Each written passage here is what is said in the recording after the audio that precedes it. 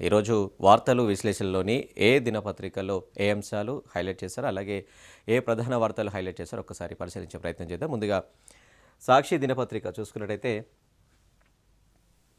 సాక్షి దినపత్రికలో అనర్హత డిస్మిస్ అంటూ ప్రధాన వార్తగా అయితే హైలైట్ చేసింది. స్పీకర్ గడ్డం ప్రసాద్ సంచలన నిర్ణయం, ఫిరాయింపు ఆరోపణలు ఎదుర్కొంటున్న 5 ఎమ్మెల్యేలపై వేటుకు నిరాకరణ, మహిపాల్ రెడ్డి, ప్రకాష్ గౌడ్, తెల్ల వెంకట్రావు, బండ్ల కృష్ణమోహన్ రెడ్డి, గాంధీకి ఊరట. ఇంకా తేలని మరో 5 ఎమ్మెల్యేల బహిత, స్పీకర్ నిర్ణయాన్ని తప్పుపట్టిన బీఆర్ఎస్ హైకోర్టుకు వెళ్తామని ప్రకటన. ఏదైతే బీఆర్ఎస్ ఎమ్మెల్యేలు ఉన్నారో 10 మంది ఎమ్మెల్యేలు పార్టీ ఫిరాయించిన సంబంధించి దానికి పిటిషన్ అయితే దాఖలు చేసింది బీఆర్ఎస్. దానికి సంబంధించి నిన్న స్పీకర్ అయితే 5 ఎమ్మెల్యేలపై అనర్హత దాఖలు చేసిన విషయం అయితే తెలిసింది. ఈరోజు మరో 3పై అనర్హత వేటు వేసే అవకాశం ఉంది. అలాగే మరో 2 ఉన్నారు, దానం నాగేందర్ అండ్ కడియం శ్రీహరి. వాళ్ళు ఇంకా విచారణకు హాజరు కాలేదు. వారు మరింత గడువు కావాలని కోరడంతో దానికి సంబంధించి పెండింగ్లో ఉన్నది. చూడాలి దీనిపై బీఆర్ఎస్ ఎలా స్టెప్ తీసుకుంటుంది, అలాగే సుప్రీంకోర్టుకు వెళ్తుందా లేదంటే ఏ విధంగా ముందుకెళ్తుంది అనేది కూడా చూడాల్సిన పరిస్థితి ఉంది. ఇంకా పార్టీ ఫిరాయింపుల అంశంలో స్పీకర్ గడ్డం ప్రసాద్ కుమార్ సంచలన నిర్ణయం ప్రకటించారు. 5 ఎమ్మెల్యేలపై దాఖలైన అనర్హత పిటిషన్ను డిస్మిస్ చేశారు. ఇక బీఆర్ఎస్ నుంచి అసెంబ్లీకి ఎన్నికైన పార్టీ ఫిరాయింపులకు పాల్పడ్డారంటూ మొత్తం 10 మంది ఎమ్మెల్యేలపై బీఆర్ఎస్ అనర్హత పిటిషన్లు అయితే దాఖలు చేయగా నిన్న స్పీకర్ 5 పిటిషన్లపై తీర్పు అయితే వెలువరించారు.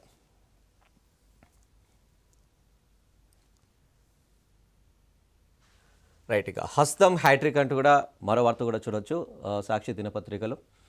పల్లెపూరులో మెజారిటీ స్థానాలు కైవసం చేసుకున్న అధికార పార్టీ. ఇక 3 విడతల్లో కలిపి 7,135 సర్పంచ్ స్థానాల్లో విజయం. ఇక 3,508 స్థానాల్లో విజయంతో 2వ స్థానంలో ప్రతిపక్ష బీఆర్ఎస్. ఇక గతం కంటే భారీగా ప్రాతినిధ్యం పెంచుకున్నామనే జోష్లో బీజేపీ. ఇక మొత్తంగా 3 పార్టీల్లోనూ ఫలితాలపై సంతృప్తి వ్యక్తం చేశారు. చూడొచ్చు నిన్నటి వరకైతే స్థానిక సంస్థల ఎలక్షన్లు అయితే 3వ విడత కంప్లీట్ అయిపోయింది. మొదటి విడత, 2వ విడత, 3వ విడతలో దాదాపుగా అయితే అన్ని జిల్లాల్లో కాంగ్రెస్ అయితే సర్పంచ్ స్థానాలను అయితే కైవసం చేసుకుంది. ఇక 2వ స్థానంలో అయితే బీఆర్ఎస్ ఉంది. ఇక 3,500 స్థానాలు అయితే బీఆర్ఎస్ ఉంది. ఇక 3వ స్థానంలో బీజేపీ ఉంది.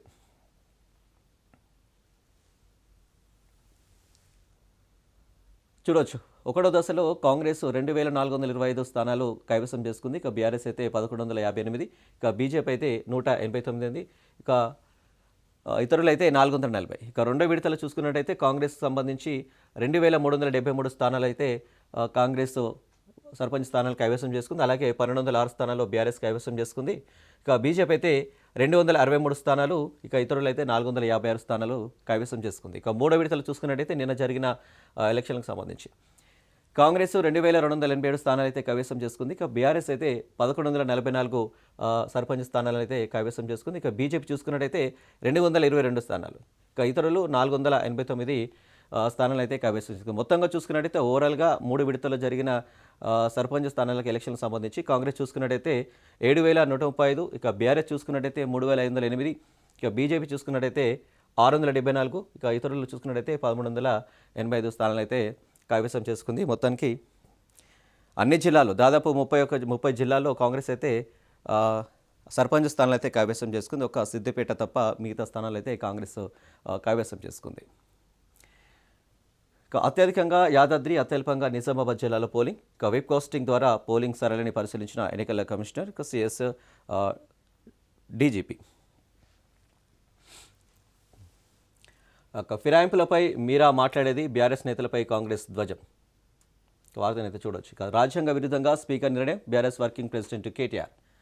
అయితే స్పీకర్ నిర్ణయం తీసుకున్నా అది రాజ్యాంగ విరుద్ధంగా ఉందంటూ కూడా కేటీఆర్ చేసిన వ్యాఖ్యలకు సంబంధించి ఒక వార్తనైతే చూడవచ్చు. ఇక రాజ్యాంగ ప్రజాస్వామ్య హత్య, బీజేపీ రాష్ట్ర అధ్యక్షుడు ఎన్ రామచంద్రరావు.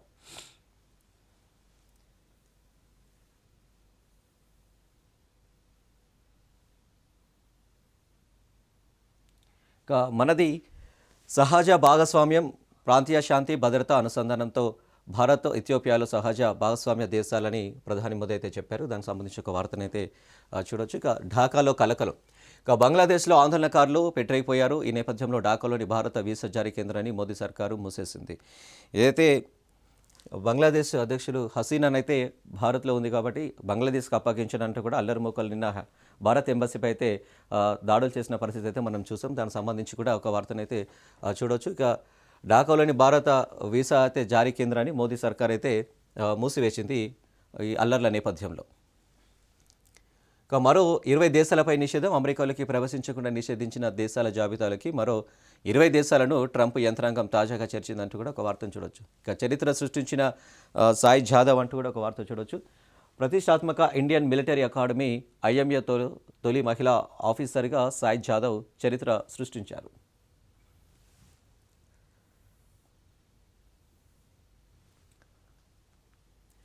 ఇక సెలవు ప్లీజ్ అంటూ కూడా ఒక మరో వార్త చూడొచ్చు. టెట్ పరీక్ష సన్నద్ధత కోసం సెలవులు అడుగుతున్న టీచర్లు. జనవరి 3 నుంచి 20 వరకు పరీక్షలు. టెట్కు 70,000 మంది సర్వీసు టీచర్ల దరఖాస్తు. మూకుమ్మడి సెలవుతో బోధన కష్టమంటున్న అధికారులు. ఏదైతే టెట్ పరీక్ష ఉన్నదో దానికి సన్నద్ధత కోసం అయితే టీచర్లు సెలవు కావాలంటూ కూడా ఒక రిక్వెస్ట్ అయితే చేసుకున్నారు. దానికి సంబంధించి ఇక జనవరి 3 నుంచి 20 వరకు పరీక్షలు ఉన్నాయి. టెట్కు 70,000 మంది సర్వీస్ టీచర్లు దరఖాస్తు చేసుకున్నారు. ఇక మూకుమ్మడి సెలవుతో బోధన కష్టం అంటున్నారు అధికారులు. దానికి సంబంధించి ఒక వార్తనైతే చూడవచ్చు. ఇక శీతాకాల విడిది కోసం నిన్న హైదరాబాద్కి అయితే చేరుకున్నారు రాష్ట్రపతి ద్రౌపది ముర్ము. దానికి సంబంధించిన ఒక వార్త చూడొచ్చు. ఇక హకీంపేటలోని ఎయిర్ ఫోర్స్ విమానాశ్రయంలో స్వాగతం పలికారు గవర్నర్ జిష్ణుదేవ్ వర్మ. ఇక చూడొచ్చు చిత్రంలో డిప్యూటీ సీఎం బట్టి విక్రమార్క తదితరులు కూడా ఉన్నారు. శీతాకాల విడిది కోసం అయితే ద్రౌపది ముర్ము రాష్ట్రపతి అయితే మన హైదరాబాద్కి అయితే చేరుకున్నారు. ఇక ప్రభుత్వ స్కూల్ విద్యార్థుల యూనిఫామ్ మార్పు. కార్పొరేట్ స్కూల్ విద్యార్థుల మాదిరి దుస్తులు. సర్కార్కు విద్యాశాఖ ప్రతిపాదనలు అంటూ కూడా ఒక వార్త చూడొచ్చు. ఒక కొత్త విద్యా సంవత్సరంలో 20 లక్షల మందికి అందజేత. ఇక ప్రభుత్వ పాఠశాలలో విద్యార్థుల యూనిఫామ్ను అయితే మార్చబోతున్నట్టు కూడా ఒక ప్రకటన అయితే విడుదల చేశారు. ఇక ముఖ్యంగా కుట్టే విధానంలో ఈ మార్పులు చేస్తున్నారు. అయితే యూనిఫామ్ను రంగును మాత్రం మార్చడం లేదు. ఇందుకు సంబంధించిన ప్రతిపాదనలు అయితే విద్యాశాఖ ప్రభుత్వ ఆమోదానికి అయితే పంపింది. ఇక రాష్ట్రంలోని సర్కారు బడులో విద్యార్థులకు ఏటా 2 జతల యూనిఫామ్లు అయితే అందజేసిన విషయం తెలిసిందే. ఇక దీనికి సంబంధించి కొత్త విద్యా సంవత్సరంలో అయితే దాదాపు 20 లక్షల మందికి అయితే కొత్త యూనిఫామ్లు అయితే అందజేస్తున్న పరిస్థితి అయితే చూడొచ్చు.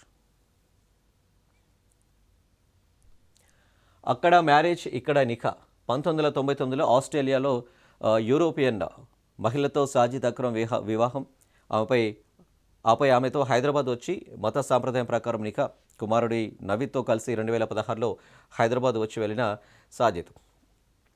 ఆస్ట్రేలియాలోని బాండీ బీచ్ను ఆనుకుని ఉన్న పార్కులో యూదులపై కాల్పులు జరిపిన ఐసిస్ ఉగ్రవాది హైదరాబాదీ సాజిద్ అక్రమ్ 2 సార్లు వివాహం చేసుకున్నట్లు కూడా వెలుగులోకి వచ్చింది.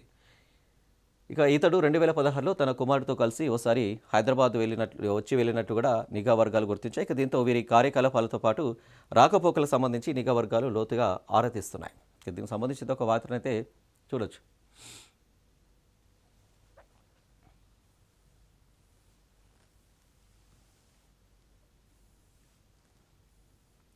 ఇక రైడ్ రద్దు ఉండదు అంటూ ఒక వార్తనైతే చూడొచ్చు. ఇక డ్రైవర్ కమిషన్లో అసలే లేవు. భారత్ ట్యాక్సీ సేవలకు శ్రీకారం చుట్టిన కేంద్రం. ఇక సర్జికు చెక్ ఎల్లప్పుడూ ఒకే ధరలో ఛార్జీలు. తొలుత జనవరి 1 నుంచి ఢిల్లీలో ప్రారంభం. దశల వారీగా ఇతర నగరాలకు పరిచయం.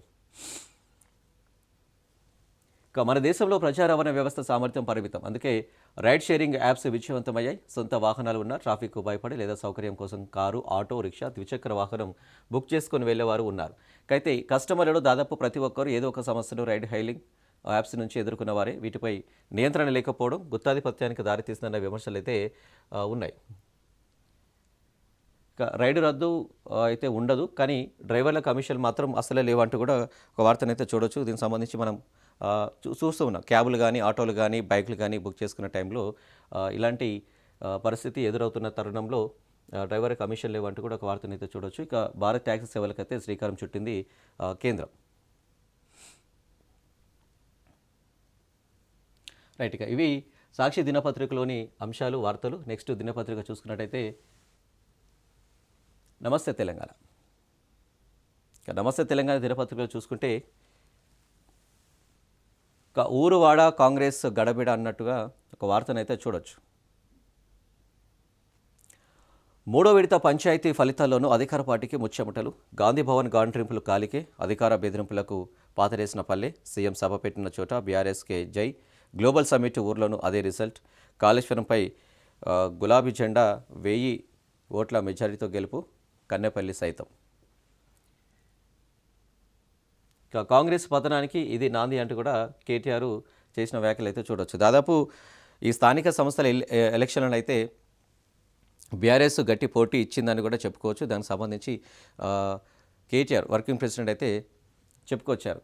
దాదాపు ఆ, సభ పెట్టిన చోటే బీఆర్ఎస్కు చేకొట్టారు. గ్లోబల్ సమ్మిట్ ఊర్లోనూ అదే రిజల్ట్. ఏదైతే సభ పెట్టారో గ్లోబల్ సమ్మిట్కి సంబంధించి అక్కడ కూడా బీఆర్ఎస్ఏ విజయకేతనం ఎగురవేసింది. దానికి సంబంధించి కూడా కాంగ్రెస్ కూడా అక్కడ ఆ, ఓడిపోయిన పరిస్థితి అయితే కనిపిస్తుంది అన్నట్టు కూడా బీఆర్ఎస్ చేస్తున్న వ్యాఖ్యలకు సంబంధించి. అలాగే కాళేశ్వరంపై కూడా గులాబీ జెండా 1000 ఓట్ల మెజార్టీతో గెలుపు కన్నపల్లి సైతం. ఇక కాళేశ్వరంలో కూడా ఎక్కడైతే కాళేశ్వరం సంబంధించి స్కామ్ జరిగింది, దానికి సంబంధించి అయితే కాంగ్రెస్ ప్రభుత్వం చెప్పుకుంటూ వచ్చిందో ఆ కాళేశ్వరం దగ్గర కూడా బీఆర్ఎస్ జెండా పాతిందంటూ కూడా చెప్పుకోవచ్చు. ఇక సగం గ్రామాలను గెలవడానికి అధికార పార్టీ అపసోపాలు, పలుచోట్ల దాడులు, దౌర్జన్యాలు, ఎన్నికల్లోనూ అకృత్యాలు.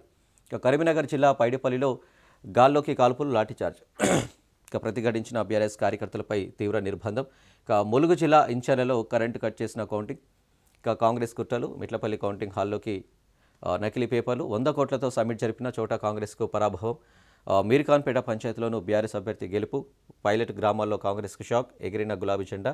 ఎమ్మెల్యేలు, ముఖ్య నేతల స్వగ్రామాల్లో కాంగ్రెస్ ఓటమి. ఇక మంత్రి వాకిటి సొంత మండలం కూడా కాంగ్రెస్కు చుక్కెదురు. ఇక్కడ చూసుకున్నట్టయితే మెయిన్గా ఎమ్మెల్యేలు కావచ్చు, ఇటు మంత్రులు కావచ్చు, ముఖ్య నేతలు కావచ్చు, వాళ్ళ స్వగ్రామంలో కూడా బీఆర్ఎస్ అయితే జెండా ఎగురవేసింది. అక్కడ కాంగ్రెస్ అనేది ఓడిపోయిన పరిస్థితి కూడా కనిపిస్తుందంటూ కూడా బీఆర్ఎస్ చెప్పుకొచ్చింది. అలాగే మంత్రి వాకిటి సొంత మండలంలో కూడా కాంగ్రెస్కు చుక్కెదురు. ఏదైతే మంత్రి వాకిటి ఉన్నారో అక్కడ వాళ్ళ సొంత మండలంలో కూడా బీఆర్ఎస్ఏ నీకుకొచ్చింది, కాంగ్రెస్ ఓటమి పాలైందన్నట్టు కూడా చూడవచ్చు. ఇక కాంగ్రెస్ పతనానికి ఇది నాంది కేటీఆర్. సాధారణంగా పంచాయతీ ఎన్నికలు అధికార పక్షానికి ఏకపక్షంగా ఉంటాయి. కానీ ముఖ్యమంత్రి కాలికి బల్పం కట్టుకొని తిరిగినా, మంత్రులు మోహరించినా సగం సీట్లు సాధించడానికే తంటాలు పడ్డారు. ఇక అధికార పార్టీ ఇంత తక్కువ స్థానాలకు పరిమితం కావడం, ప్రధాన ప్రతిపక్షం ఇన్ని పంచాయతీలు గెలవడం చరిత్రలో లేదు. ఇది కాంగ్రెస్ పార్టీ మోసాలు, వైఫల్యపై తెలంగాణ పల్లె మోగించిన జంగ్ సరెన్.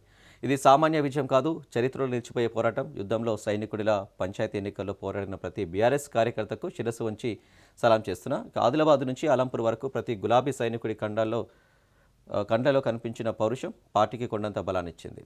చూసుకోవచ్చు, ఏదైతే కాంగ్రెస్ పార్టీ అధికారంలోకి వచ్చే ముందు అయితే హామీలు ఇచ్చిందో హామీలు నెరవేర్చలేని పరిస్థితికి వచ్చింది. కాబట్టి దానికి సంబంధించి పలు గ్రామాలలో అయితే కాంగ్రెస్ ఓటమి పాలైంది. దానికి ప్రతి ఒక్క బీఆర్ఎస్ కార్యకర్త కావచ్చు, లేకపోతే నాయకులు కావచ్చు, చాలా ఇంట్రెస్ట్ చూపి గెలుపులో పాలు పంచుకోవడం, భాగస్వామ్యం కావడం చాలా సంతోషంగా ఉందంటూ కూడా కేటీఆర్ చేసిన వ్యాఖ్యలకు సంబంధించి అయితే చూడొచ్చు. ఎందుకంటే అధికార పార్టీ ఉండి అయి కూడా ప్రతిపక్ష పార్టీ చాలా స్థానాల్లో గెలుపు సాధించుకోవడం అనేది అది మామూలు విషయం కాదు. సో దానికి సంబంధించి కేటీఆర్ అయితే కొన్ని వ్యాఖ్యలు అయితే చేశారు. ఇక గోడ దూకిన ఎమ్మెల్యేలకు స్పీకర్ క్లీన్ చిట్. ఇక 40 ఏళ్ల క్రితం రాజీవ్ గాంధీ నాయకత్వంలో కాంగ్రెస్ ప్రభుత్వం చేసిన ఫిరాయింపు నిరోధక చట్టానికైతే తనయుడి నేతృత్వంలోని అదే పార్టీ తూట్లు పొడుస్తున్నది. రాహుల్ గాంధీ పట్టుకొని తిరిగే ఎర్రబుక్కు రాజ్యాంగం సాక్షిగా తెలంగాణలో ప్రజాస్వామ్య వేరుచూపులు చూస్తున్నది. పార్టీ ఫిరాయించిన శాసనసభ్యులపై చర్యల్లోనూ ప్లేట్ ఫిరాయించిన విషాద దృశ్యం ఇప్పుడు రాష్ట్రంలో కనిపిస్తున్నది. ఎందుకంటే 5గురిపై అనర్హత వేటు అవసరం లేదంటూ కూడా నిర్ణయం. ఇక బీఆర్ఎస్ పార్టీ ఫిర్యాదులను తోసిపుచ్చిన శాసనసభ స్పీకర్. ఇక ఫిరాయింపుపై ఎలాంటి ఆధారాలు లేవని తుది తీర్పు.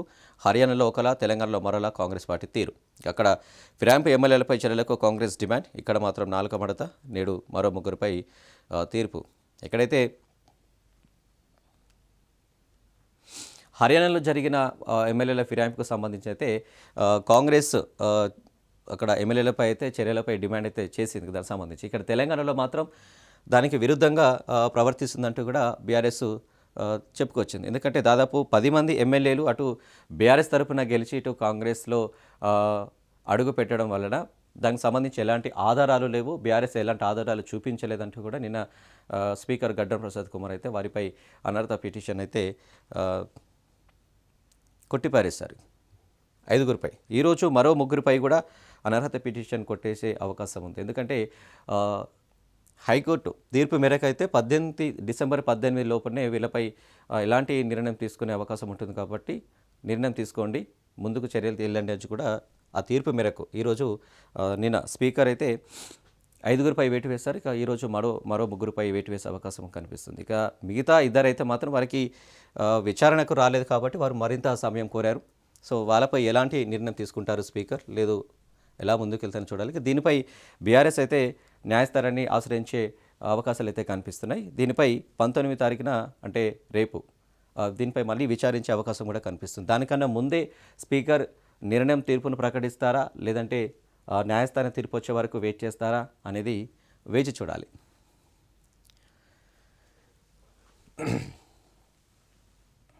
ఇక యూరియా ఇక సర్కారు దయ అంటూ కూడా ఒక వార్తను చూడొచ్చు. ఎకరం వరికి 2, మక్కకు 3 బస్తాలే.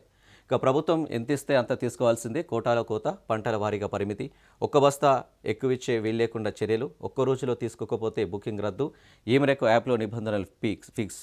ఇక భూమి సాగులో తప్పుడు లెక్కలు చూపిస్తే పంటల విక్రయ సమయంలో ఇబ్బంది, ఈ బస్తాలేం సాల్తాయి రైతుల ప్రశ్న. చూడొచ్చు, దాదాపు ఎకరం వరకైతే 2 బస్తాలు, అలాగే మక్కకైతే 3 బస్తాలు. ఇది మాత్రమే ఫిక్స్ చేసింది గవర్నమెంట్.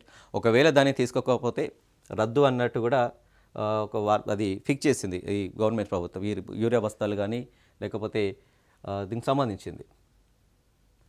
సో ఇవి ఎకరానికి 2 బస్తాలు ఎలా సరిపోతాయి, మక్కకు 3 బస్తాలు ఎలా సరిపోతాయి అంటే కూడా రైతులైతే ఆవేదన వ్యక్తం చేసిన పరిస్థితి అయితే కనిపిస్తుంది. ఎందుకంటే ఆడలేక మధ్యలో ఓడు సామెత అనేది ఒక చందంగా రైతులకు యూరియా కొరత తీర్చలేని కాంగ్రెస్ సర్కార్ ఇక కొరతను కప్పుపుచ్చేందుకు కోతలు పెడుతున్నది. 2 ఏళ్లుగా రైతులకు అవసరమైన యూరియా సరఫరా చేయలేక వారిని రోడ్డుకెక్కలు చేసిన ప్రభుత్వం ఇప్పుడు మరో పిడుగు వేసింది. ఎందుకంటే ఇక యూరియా పంపిణీలో కోత పెట్టింది. ఇందులో భాగంగానే ఎకరానికి ఏ పంటకు ఎంత యూరియా ఇవ్వాలనో లెక్క తేల్చింది. కొత్తగా తీసుకొస్తున్న యూరియా బుకింగ్ యాప్లో కోతలకు రంగం సిద్ధం చేస్తుంది. ఇందుకు సంబంధించి అయితే ప్రత్యేకంగా నిబంధనలు రూపొందించింది. యాప్లో చూపించినంత యూరియానే పంపిణీ చేయనుంది.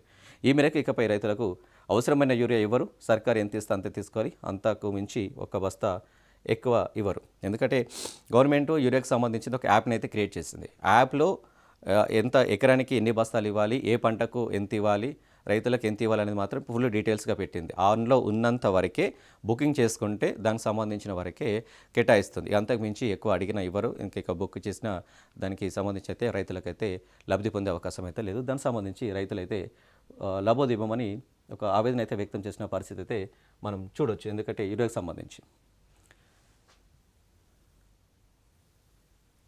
ఇక ఉపాధికి మోదీ రామ్. ఇక గ్రామీణ కూలీల పొట్టగొట్టే రామ్ జీ బిల్లు. ఇక పథకంలో మహాత్మా గాంధీ పేరు తొలగింపు. ఇక హక్కుగా ఉన్న పని దినాలు ఇక కేంద్రం ఇష్టం. 90 నుంచి 60% కేంద్రం నిధుల కోత. ఇక రాష్ట్రాల నెత్తిన 1000 కోట్ల అదనపు భారం అంటూ కూడా ఇక ఉపాధి హామీకి సంబంధించిన అయితే మోదీ రామ్ అని చెప్పినట్టు కూడా ఒక వార్తను నమస్తే తెలంగాణలో చూడొచ్చు. ఎందుకంటే గ్రామీణ కూలీలకైతే పొట్టగొట్టే ఈ రామ్జీ బిల్లు ఏదైతే ఉందో ఇక పథకంలో మహాత్మా గాంధీ పేరు కూడా తొలగింపు చేశారు. ఇక హక్కుగా ఉన్న పని దినాలు ఇక కేంద్రం ఇష్టం.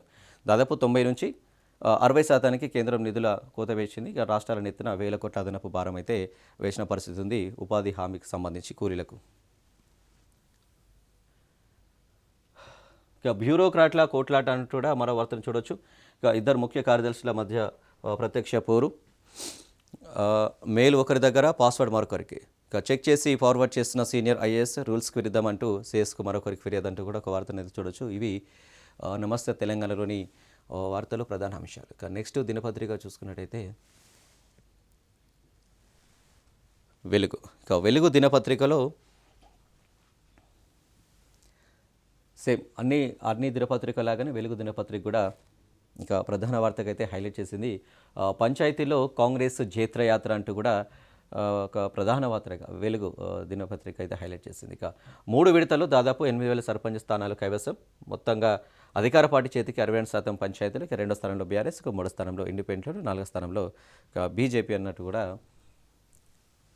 చూడొచ్చు. ఇక జరిగిన గత 3 విడతల్లో పంచాయతీ ఎలక్షన్ల పోరుకు సంబంధించి అయితే కాంగ్రెస్ దాదాపు 62% పంచాయతీలనైతే దక్కించుకుంది. ఇక 2వ స్థానంలో అయితే బీఆర్ఎస్, 3వ స్థానంలో ఇండిపెండెంట్, 4వ స్థానంలో బీజేపీ అయితే తమ స్థానాలను అయితే కైవసం చేసుకుంది ఆయా గ్రామాల్లో సంబంధించి సర్పంచ్ స్థానాలకు సంబంధించి. ఇక మరో వార్త చూసుకున్నట్టయితే ఇక 40 ఫిరాయించినట్లు ఆధారాలు లేవన్నట్టు కూడా ఇక అన్ని దినపత్రికలాగానే ఈ దినపత్రిక కూడా హైలైట్ చేసింది. ఇక 5 ఎమ్మెల్యేలపై అనర్హత పిటిషన్లపై స్పీకర్ కీలక తీర్పు. ఇక గూడ మహిపాల్ రెడ్డి, బండ్ల కృష్ణమోహన్ రెడ్డి, అరికపూడి గాంధీ, ప్రకాష్ గౌడ్, తెల్ల వెంకట్రావుపై అనర్హత వేటుకు నిరాకరణ. ఎవరైతే ఇప్పుడు ఈ ఎమ్మెల్యేలు పార్టీ ఫిరాయించారో వాళ్ళకి సంబంధించి వారు ఏం చెప్పారంటే, ఇంతకుముందు మేము నిధుల కోసం సీఎంను కలిసాం తప్ప మేము పార్టీ కండువా కప్పుకోలేదు, పార్టీలో జాయిన్ కాలేదంటూ కూడా వీళ్ళు చెప్పుకొచ్చారు. అక్కడ బీఆర్ఎస్ చూసుకున్నట్టయితే బీఆర్ఎస్లో మా దగ్గర ఉండి ఎమ్మెల్యేలుగా గెలిచి వాళ్ళు కాంగ్రెస్లో జాయిన్ అవ్వడం అది కరెక్ట్ కాదు అన్నట్టు కూడా దానికి సంబంధించి ఇక్కడ రాజీనామా చేస్తే పార్టీకి వెళ్ళడానికి జాయిన్ కావడానికి అవకాశం ఉంటుంది. కానీ ఇక్కడ ఎమ్మెల్యేగా గెలిచి ఎమ్మెల్యేగానే వండుకుంటూ ఇట్లా కాంగ్రెస్లో ఉండడం అనేది కరెక్ట్ కాదన్నట్టు కూడా ఈ బీఆర్ఎస్ అయితే పిటిషన్ దాఖలు చేసిన పరిస్థితి అయితే మనం చూస్తాం. దానికి సంబంధించి ఇన్ని రోజులు దాన్ని సాగనింపుగా తీసుకొస్తూ నిన్న చివరాఖరుగా ఒక 5 మందిపై అయితే అనర్హత వేటు వేసింది స్పీకర్ గడ్డం ప్రసాద్ నిర్ణయం. ఏ ఆధారంతో అనర్హత పిటిషన్ కొట్టివేశారంటూ కూడా బీఆర్ఎస్ చెప్పుకుంటూ వచ్చింది. దానికి సంబంధించి కోర్టు కూడా వెళ్తాం, న్యాయస్థానాన్ని ఆశ్రయిస్తాం, దీనికి తగ్గట్టు మేము పోరాటం చేస్తాం. ఎందుకంటే ఏం ఆధారం చూసి మీరు పిటిషన్లపై ఈ 5 ఎమ్మెల్యేలపై అనర్హత వేటు కొట్టివేశారంటూ కూడా చాలా ఫైర్ అవుతుంది. ఇక బీఆర్ఎస్ ఎమ్మెల్యే దాఖలు చేసిన అనర్హత పిటిషన్ డిస్మిస్. ఇక పోచారం సంజయ్ కుమార్ కాలయాదవ్ విచారణ కూడా పూర్తి. నేడు తీర్పు. ఇక తీర్పు కాపీలను అయితే రేపు సుప్రీంకు పంపనుంది స్పీకర్. ఇక మిగిలింది దానం, కడియం విచారణ మాత్రమే. బీఆర్ఎస్ సభ్యత్వం రద్దు చేసుకోలేదని కడియం వివరణ. నేటికి వివరణ ఇవ్వని దానం. చూడాలి ఈ కడియం శ్రీహరి, దానం నాగేందర్ ఎలాంటి నిర్ణయం తీసుకుపోతారు. విచారణకు ఇప్పటివరకు అయితే హాజరు కాలేదు. వీళ్ళపై కూడా స్పీకర్ అనర్హత వేటు కొట్టివేసే అవకాశం ఉందా, లేకపోతే న్యాయస్థానం తీర్పు వీళ్ళపై ఎలాంటి వెలువరించే అవకాశం ఉన్నదనేది కూడా చూడాల్సిన పరిస్థితి. ఒకవేళ వీళ్ళపై అనర్హత వేటు పడితే రాజీనామా చేస్తే మళ్ళీ ఉప ఎన్నికలు వచ్చే అవకాశం కూడా చెప్పకనే చెప్పవచ్చు. ఇక ప్రజాస్వామ్యం కూని సుప్రీంకోర్టు రాజ్యాంగంపై రాహుల్కు గౌరవం లేదు కేటీఆర్. ఇక స్పీకర్ తీర్పు ప్రజాస్వామ్యానికి మచ్చ హరీష్ రావు, ఇది రాజ్యాంగాన్ని కాలరాయడమేనని కామెంట్. నిన్న స్పీకర్కు సంబంధించి అయితే హరీష్ రావు ఇటు కేటీఆర్ కామెంట్ చేసిన పరిస్థితి. ఇక స్పీకర్ నిర్ణయానికి అందరూ కట్టుబడాల్సిందే, ఫిరాయింపులపై బీఆర్ఎస్ నేతలు మాట్లాడడం ఆశ్చర్యకరం. విప్ ఆది శ్రీనివాస్. ఇక స్పీకర్ తీర్పు రాజ్యాంగ హత్య, బీజేపీ స్టేట్ చీఫ్ రామచంద్రరావు. ఏదైతే విప్ ఆది శ్రీనివాసరావు ఉన్నారో స్పీకర్ నిర్ణయానికి అందరూ కట్టుబడాల్సిందే అంటూ కూడా చెప్పుకొచ్చారు. ఎవరైతే ఇప్పుడు బీఆర్ఎస్ చేసిన వ్యాఖ్యలకు సంబంధించి, విమర్శలకు సంబంధించి అది ఒక ఆశ్చర్యకరం అని అంటూ కూడా మన ఆది శ్రీనివాస్ చెప్పుకొచ్చిన వార్త. ఇక విద్యుత్ శాఖలో 3వ డిస్కమ్ ఇక ఏర్పాటుకు విధానాలతో జీవో 44 జారీ చేసిన ప్రభుత్వం అంటూ కూడా ఒక వార్తను చూడొచ్చు. 2026 ఏప్రిల్ 1 కల్లా ఉనికిలోకి 29 లక్షల ఉచిత కనెక్షన్లన్నీ కొత్త డిస్కమ్ పరిధిలోకి. 2000 మంది ఉద్యోగులు, ఆస్తులు, అప్పుల బదలాయింపునకు చర్యలు. ఇక విద్యుత్ శాఖకు సంబంధించి అయితే ఒక 44 జీవో జారీ చేసింది ప్రభుత్వం. దానికి సంబంధించి ఒక వార్తను అయితే చూడొచ్చు. ఇక సాగర్ డ్యామ్ రిపేర్లపై ఏపీ తొండాట. ఇక అప్పుడు అడ్డుకొని ఇప్పుడు నిందారు. ఆనాడు తెలంగాణ మరమ్మతులు చేస్తామని ఒప్పుకోలేదు, సగం ఆక్రమించుకొని తామే ఆపరేట్ చేసుకుంటామని బోర్డుకు లేఖలైతే రాశారు. అలాగే ఇక రిపేర్లు సహా నిర్వహణ బాధ్యతలు అయితే ఏపీకి అప్పగించింది బోర్డు. దీనికి సంబంధించి సాగర్ డ్యామ్కు సంబంధించి రిపేర్లు కావచ్చు, అలాగే నిర్వహణ బాధ్యతలు కావచ్చు ఏపీకి అప్పగించింది బోర్డు. ఇక తీరా ఇప్పుడేమో తెలంగాణ రిపేర్లు చేస్తలేదంటూ బోర్డుకు ఏపీ లెటర్లు. దీనిపై తెలంగాణ వివరణ కోరిన కేఆర్ఎంబీ బోర్డు తీరుపైన విమర్శలు. ఇక చూడొచ్చు. ఇక ప్రపంచ శాంతి కోసం పనిచేస్తామంటూ కూడా మరో వార్తనైతే చూడొచ్చు. ఇక మోదీ ఇథియోపియాలో పర్యటనకు సంబంధించి. ఇక ఢిల్లీ బార్డర్లో 9 టోల్ ప్లాజాలు మూసేయండి. ఇక పొల్యూషన్కు సంబంధించి అయితే ఢిల్లీలో దాదాపు 9 టోల్ గేట్లను అయితే మూసేయండి అంటూ కూడా కేంద్ర ప్రభుత్వం అయితే జారీ చేసిన పరిస్థితి. ఇక ఇవి ప్రధాన వార్తలు అయితే వెలుగు దినపత్రికలో చూడొచ్చు. ఇక ఆయా దినపత్రికలోని వార్తలు ప్రధాన అంశాలపై అయితే చర్చించాం. ఇక ఇది ఇవాల్టి వార్తల విశ్లేషణలు. చూస్తూనే ఉండండి రాజ్ న్యూస్.